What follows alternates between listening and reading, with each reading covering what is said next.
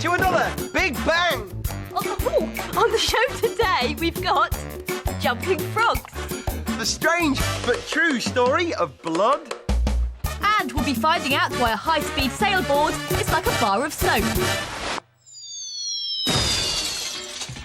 Violet, look, I bought this absolute bargain from the local market. A year's supply of fizzy drinks for £5. Well done. And I even got some which have got no sugar in for me, and some which have got sugar in for you. Hang on. Vel de Grenzen half. They're written in a foreign language. How are we going to know which ones are mine and which ones are yours? You mean you don't speak foreign? Dummkopf. Obviously not.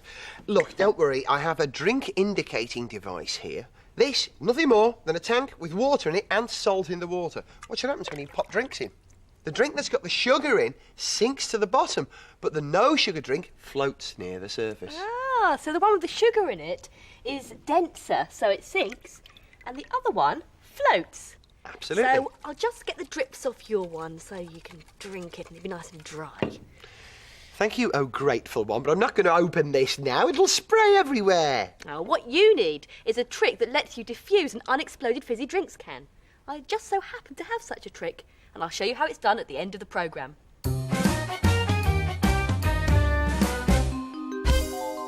Beware, there's no such thing as an innocent plant. Danger lurks round every corner. Take the Venus flytrap. The fly is tempted in by the beautiful colours, but if it touches the delicate hairs inside, then snap! The jaws are closed and the plant digests its food with acids. Yummy! Plants eating you may not be a problem, but what about you eating plants? The parsnip may look an innocuous vegetable, but actually it's in the same family as the wild poison hemlock. If accidentally munched, hemlock can kill a cow. But the most dangerous plant in the world is the spider plant. Spider plants grow buds in mid-air, and these buds are capable of lighter-than-air flight. The typical spider plant will take off if unrestrained by a heavy plant pot. Watch the skies. Low-flying spider plants could give you a nasty bump on the bonds. Violet, you can't play basketball in the house. I know, there are no hoops. Hey, that looks great. What is it? It's a sort of a fairground roundabout. Magic. Hang on, that gives me an idea. Back in a mo.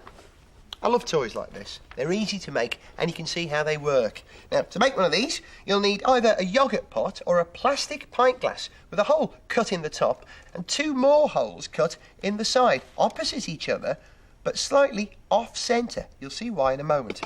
You'll then need to make this little piece here, which is a bit of a kebab skewer, and then cut out a piece of card about the size of a 10p piece and glue a rubber or an elastic band around the outside. Now that's going to give you some grip. Now, you'll then need to cut out another piece of card about the same size as the base of your plastic pot. The hole in the middle and a straw pushed through it and glued in place. And then push it through the hole in the top of your pot. Then, and this is slightly fiddly, you need to push the other piece through those 2 holes which are off-centre. Now, they need to be off-centre to avoid that big straw. You'll then need to make a handle to go on the end of your kebab skewer, and that's really easy to make. All it is a bit of a lollipop stick with a couple of holes cut in it and a bit of a cocktail stick pushed and glued into one of those holes. Then, glue that in position on the end of your kebab skewer, and on the other side, with another bit of lollipop stick and a hole in it, glue that in position on there, and that'll keep the whole thing steady. Well, not that steady, because your straw is still a bit wobbly, so you need to support it lower down. So you make the support that will hold that in position out of a bit of card with a hole cut in the centre, and you mount that inside over the straw like that. And then when you turn the handle, look, you can see the smaller wheel turns the larger wheel, and that larger wheel turns the straw and anything that's mounted on the straw. Now, at the moment on my straw, I've got this merry-go-round carousel thing, and that's so easy to make you wouldn't believe. All you need is a couple of baking trays. These foil variety are good. You need a hole in the middle and a plastic drinking cup with a hole in the middle of that as well. Push that through like so. And for the top, you'll need another baking tray with a hole drilled in it. And to get the cone effect at the top of the carousel, you can make a cone out of cardboard, just folded back in itself and glued in position like this. And the horses are made out of card and they're mounted on more cocktail sticks. Magic, isn't it? So, Gareth, look, you can play basketball indoors. I've made a new basketball game top for your mechanical turning gubbins. Well done. I'll turn, you throw. You ready? OK, I've got my ping pong balls. Go. Go on. Oh, unlucky. Yes! Well done. Thank you. Good game, Violet.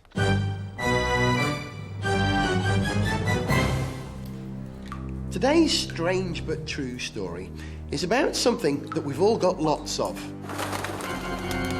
Without it, we'd all be dead. And for over 1,000 years, people believed that it contained the secret of life itself. This is the strange but true story of blood. Oh! Stop messing about, Violet. There are no such things as vampires. Of course, but there are such things as vampire bats who've been known to bite people's toes while they're asleep and lap up the blood. Blood makes great bat food because it's full of vitamins and minerals. Of course, some feet are tastier than others. For many years, people believed that blood was the source of life itself. In fact, the Romans would drink the blood of defeated gladiators to make them live longer. And when Pope Innocent VIII fell ill, his doctors cut open the veins of 3 young men and made the Pope drink their blood. All 3 of the men died, and so did the Pope.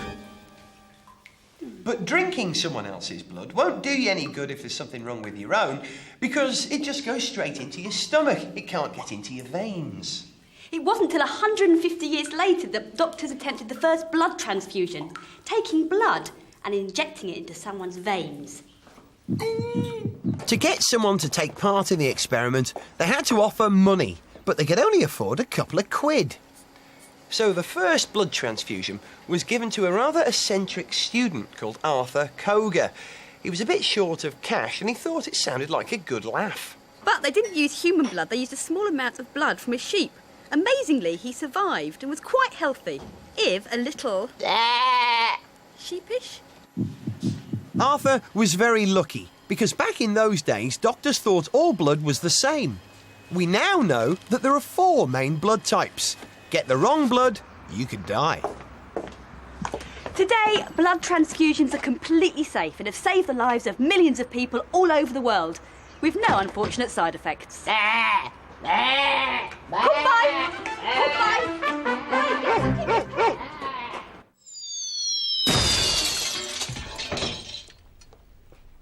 I've made you a present. Oh, is it my own personal executive jet? Well, not quite. It's a little origami frog, but it can do tricks.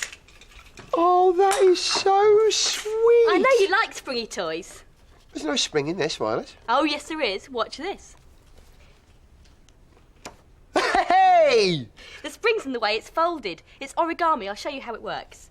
OK, if I put 4 pieces of card here, you can see this is from an A4 piece of card. You cut that into 4, and you can make 4 frogs from this, 1 for each frog. Okay. So you have 1 and I'll have 1. OK. Now take the fold and fold it down to the long edge, there. I see. Then the other corner and do the same. Now you've got a cross in folds. Now you want to make a long fold through the middle of that cross, so just fold down there. Like that, yeah? Yes. Now refold the bits you've already got the creases from. OK, so yeah. you see that into the centre, and you've got kind of a triangle. Yep, got it. Now the top corners of the triangle, fold those down to make a diamond. OK, there. That's right. Now the 2 wings of the diamond have to be folded in so they meet in the centre. Right. Now, what we do is take the top of this new shape and pull it down so it folds the whole thing in half. Right. Right, the tougher it is, the springier it's going to be. Right. And then fold this top one back on itself. I see that bit, yeah? Yeah, we're nearly finished. That's the frog's hind legs, and Right. then the front legs of these 2 front flaps, sort of fold those down a bit. Oh, these fellas? Yeah, that's it. Fold Like those that? down for the legs. Yeah. He's on his back, so turn him the right way up. And you've got your frog. Hey! So, like that. Oh, he's gone. Come on, I've made a game that involves these. I'll show you how it works. OK, here are 8 ready-made frogs. The pond is a blue sheet. I've made lily pads that are paper plates, painted green. Very good.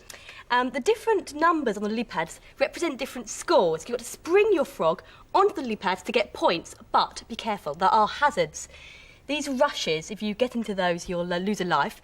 And if you spring into the fish's head, you lose a life. Right. Who's going to go first? Me! Right. Fire, one frog, ribbit. Oh, just missed 5 points. OK, my go. Yeah. Watch this. There, 5 points. 5 points. Oh, he's fallen off the board. Oh!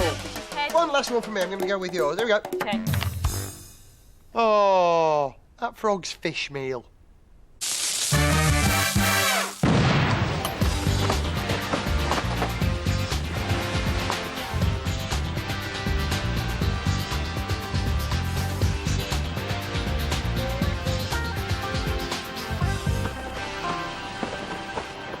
Excellent! Like, way cool, man. Like, no falling off and, like, no getting wet. I mean, totally cool, dude.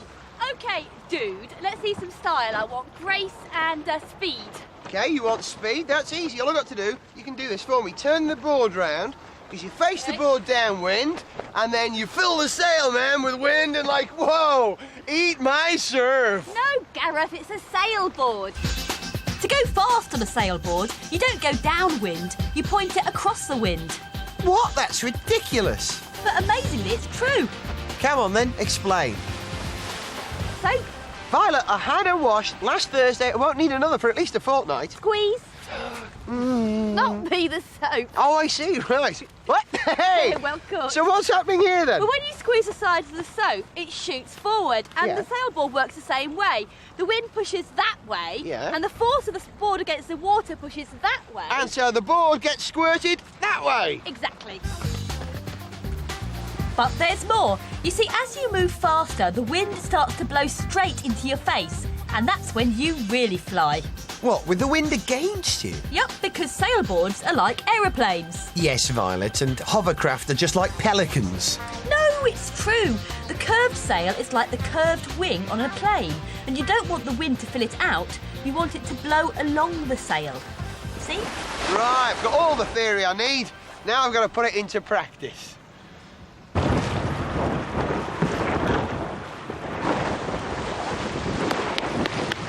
Yo, happening, dude! Good luck, Gareth! Thank you, Violet. I'm going to need it.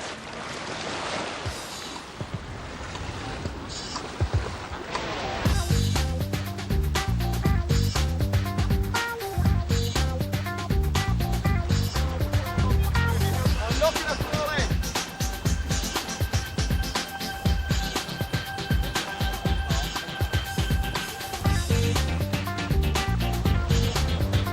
Violet! Violet! How do I get back to the shore? Violet!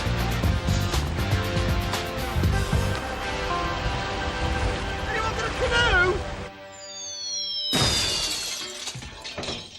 There's just time for my trick, diffusing the unexploded drinks can. If you don't mind, Violet, that one will have lost all its fizz by now, but now it's safely recharged for you to open. No problem. I simply take a spoon and then tap it a few times on the lid. That should do it. Now I simply open it. No, don't be scared. Look, Wow. it's a friendly drinks can. Why does that work Have then? a drink. Well, if I get this clear one, I can show you. I'll turn it upside down so you can see better. When you shake a drinks can, there are bubbles everywhere. They all rise to the top, and that's why it fizzes out in your face when you open it. But if you take the spoon and tap, You burst the bubbles. exactly. Well done. So I need never get sprayed by a drink can again.